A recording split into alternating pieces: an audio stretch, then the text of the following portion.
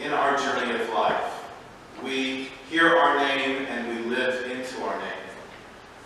Jesus calls us by name on the journey, on the path, and we live into that call.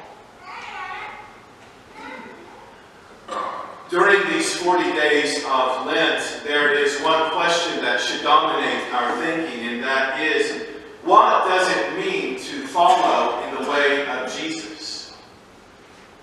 What is our call in following the path of Jesus?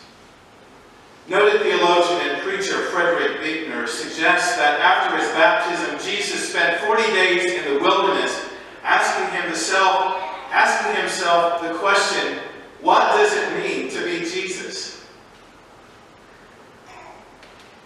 And that during these 40 days of Lent, Christians are asked to ponder the question, what then does it mean to be a follower of Jesus? Why do you choose to follow Jesus? Why do you choose this path? Why does Jesus matter to you? These are important questions of faith to consider in this season. I think that to follow in the way of Jesus implies that we enter a life that is given character and shape and direction by the one who calls us by name to follow, Jesus, who calls us disciples. To follow means picking up the rhythms of that name and our name, the ways of Jesus that have been formed, that form us by his influence. And so you might have the question then, okay, maybe we're called to follow Jesus, but exactly what are those things that Jesus calls us to do? How do we know what it is that we're supposed to do in following Jesus, who calls us disciples? I think that we turn to the Gospels of Matthew and Mark and Luke and John, and we read them. And I think we turn to the letters of the Apostle Paul, who spent a lifetime proclaiming the good news of Jesus Christ, and we read what Paul wrote about this person that he did not know personally, but who he had heard about and followed. I think we come to church. I think we enter into book studies and Bible studies and small group studies. And I think we pray for God's direction to help us understand what it means to follow Jesus in a postmodern 21st century world.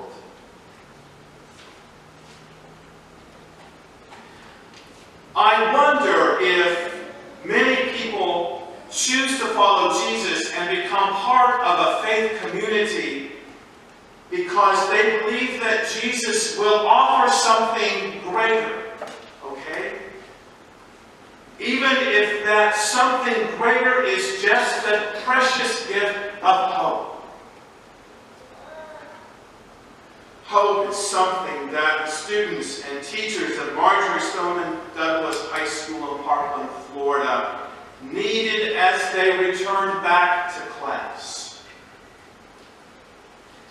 following a horrific shooting that left 17 of their friends dead and many injured.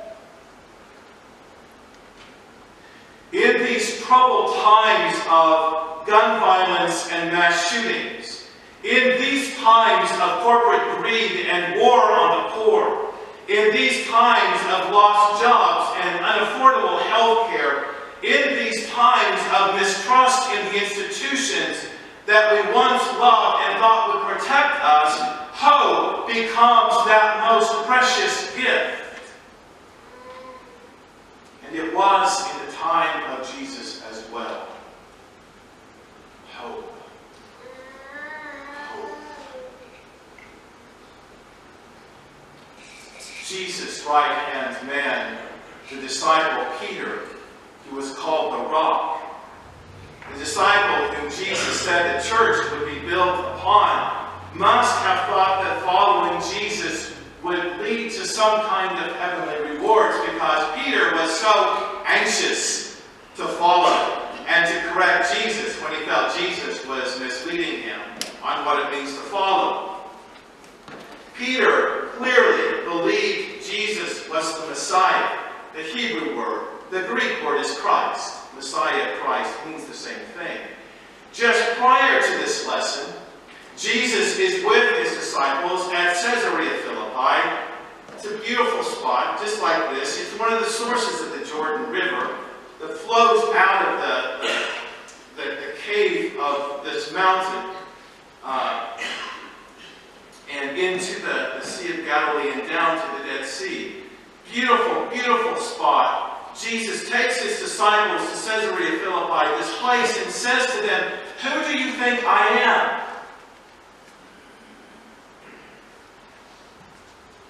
And Peter says, "Well, that's obvious. Jesus, you're the Messiah.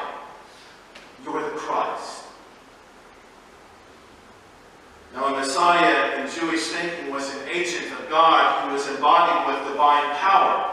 An agent embodied with divine power, the power and the presence and the salvation or saving gift of God. And Peter, like most faithful first century Jews, hoped for a Messiah to come and deliver Israel from that harsh rule of the Roman Caesar. But Jesus, instead of saying, "You're right on, Peter, I am the Messiah, I am the Christ," instead of doing that, Jesus scolds Peter for his answer and for not understanding his mission and identity. His name, Jesus, it means God saves. And Jesus knew that, and he lived into that name. He lived into that name. God saves.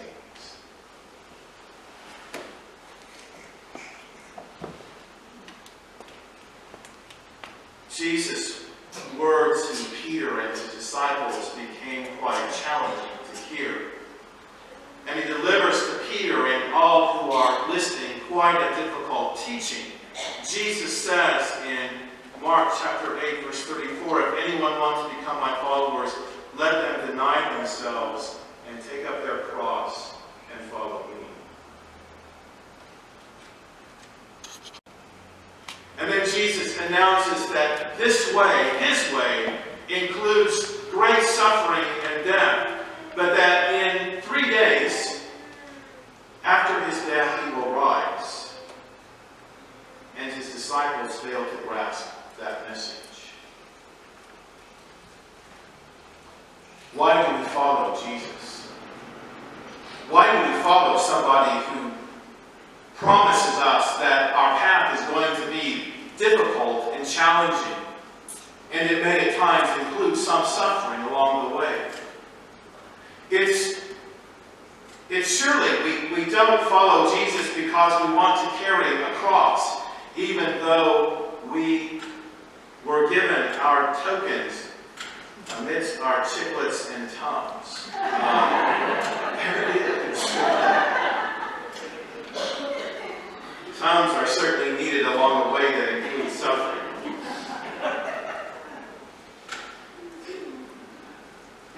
So we carry this. We carry this because we live into the name Christian, which means Christ follower. And I think maybe what Jesus was asking of his followers is to make a statement with their life. Make a statement with your life. Take up your cross and follow me. And yes, the cross represents the sacrifice that Jesus was about to make. But the cross also symbolized this new priority in his life. in the lives of the disciples. Not to live thinking about what they can gain in this life, but what they can give in this life. Giving their lives away in service to make this world of God a greater good.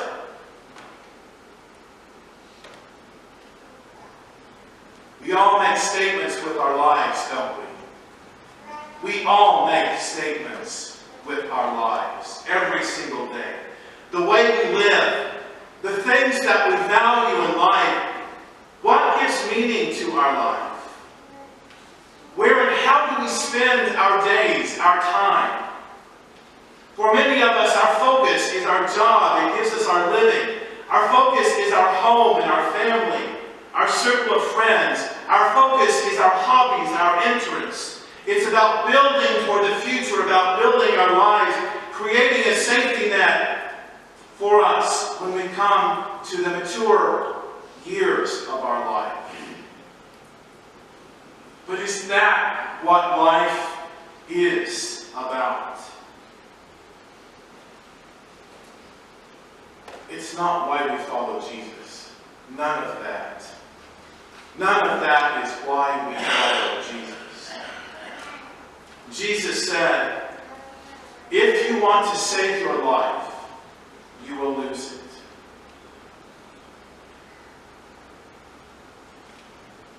And so the call to give up anything, is not about what we will lose. It is about what we will gain. Sometimes we just have to give up what we think we can't live without to gain our life.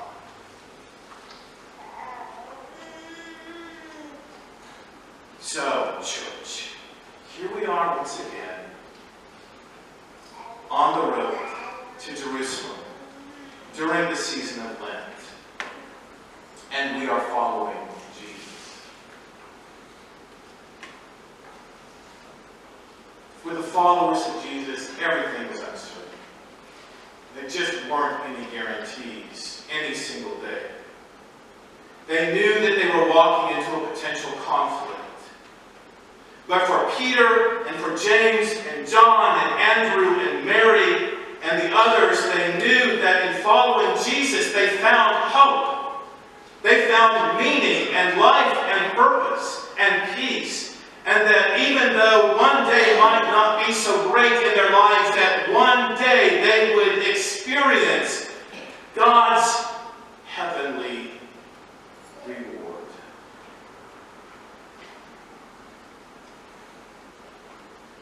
And so, like them, we follow Jesus on the path. And we take up our cross and we follow. And we give up our lives sometimes in very small ways, sometimes in great sacrifices of love, knowing that in giving we have received. The students of Marjorie Stoneman Douglas High School in Parkland, Florida are walking the path. They are walking a path they didn't expect to walk, that changed for them greatly in just a day's time. And so they are speaking out, and they're organizing rallies, and they're challenging our politicians on gun policies. They're giving their lives in powerful ways, and they're speaking. 15 and 16-year-olds are speaking in ways that are so full of wisdom and challenge and hope, because their schoolmates and their teachers gave their lives, and now their students are giving their lives in return, hoping to make a difference so that no other school in this country will have to experience that horrific day again. Opportunities. Opportunities are there in front of our face every single day of our life. We never know when we will give of our lives sacrificially to act acts of love and compassion and bravery and justice and peace, even in the face of forces that are very hostile and challenging to us. The world is transformed one moment at a time, one act of transformation at a time. Jesus said, "Take up your cross and follow me." It is in the act of giving that we receive. Please join me as we stand and sing our hymn of invitation, a song in the time of invitation to spread the word that everyone is welcome in this community, and that we together walk the path of Christ, transforming the world one